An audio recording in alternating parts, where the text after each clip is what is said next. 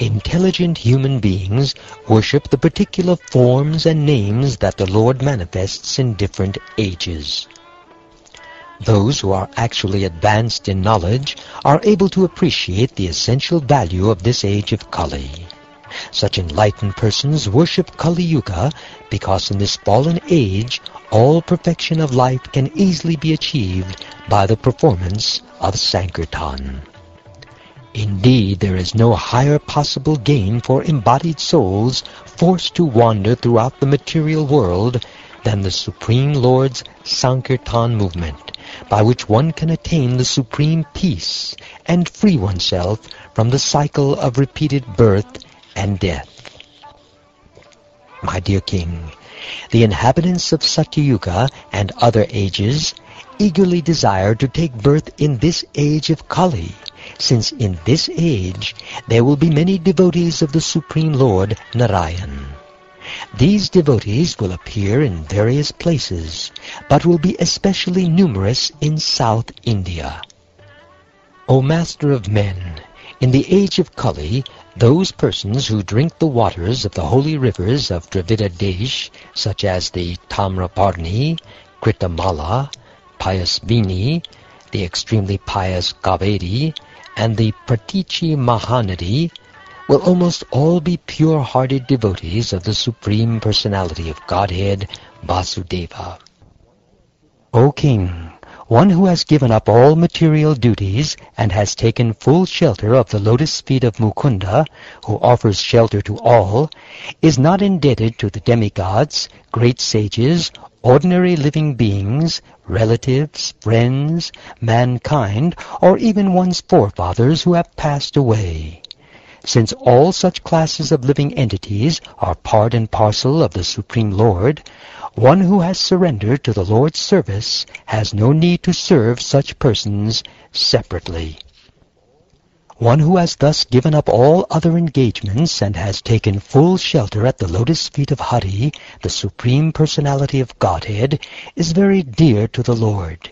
Indeed, if such a surrendered soul accidentally commits some sinful activity, the Supreme Personality of Godhead, who is seated within everyone's heart, immediately takes away the reaction to such sin.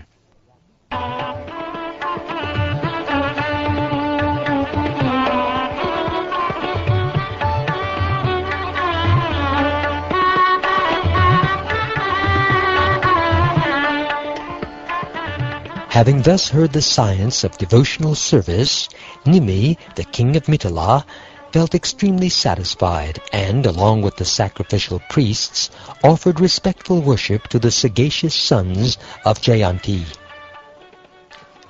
The perfect sages then disappeared before the eyes of everyone present.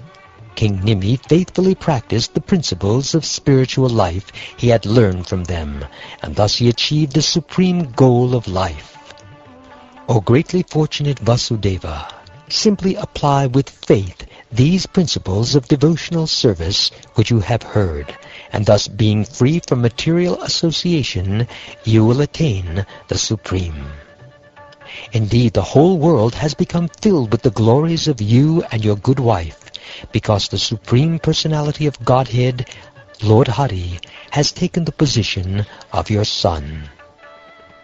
My dear Vasudeva, you and your good wife Devaki have manifested great transcendental love for Krishna, accepting him as your son. Indeed, you are always seeing the Lord, embracing him, speaking with him, resting with him, sitting together with him, and taking your meals with him. By such affectionate and intimate association with the Lord, undoubtedly both of you have completely purified your hearts. In other words, you are already perfect. Inimical kings like Shishupal, Pondraka, and Shalva were always thinking about Lord Krishna. Even while they were lying down, sitting, or engaging in other activities, they enviously meditated upon the bodily movements of the Lord, his sporting pastimes, his loving glances upon his devotees, and other attractive features displayed by the Lord. Being thus always absorbed in Krishna, they achieved spiritual liberation in the Lord's own abode. What then can be said of the benedictions offered to those who constantly fix their minds on Lord Krishna in a favorable, loving mood?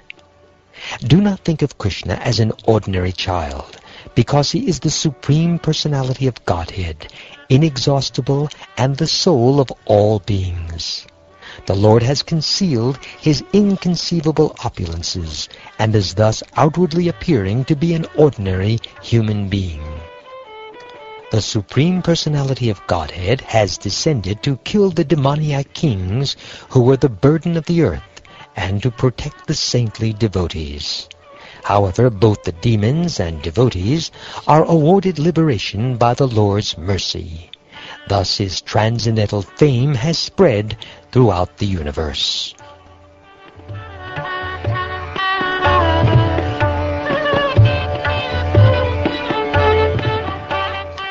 Having heard this narration, the greatly fortunate Vasudeva was completely struck with wonder. Thus he and his most blessed wife Devaki gave up all illusion and anxiety that had entered their hearts. Anyone who meditates on this pious historical narration with fixed attention will purify himself of all contamination in this very life, and thus achieve the highest spiritual perfection.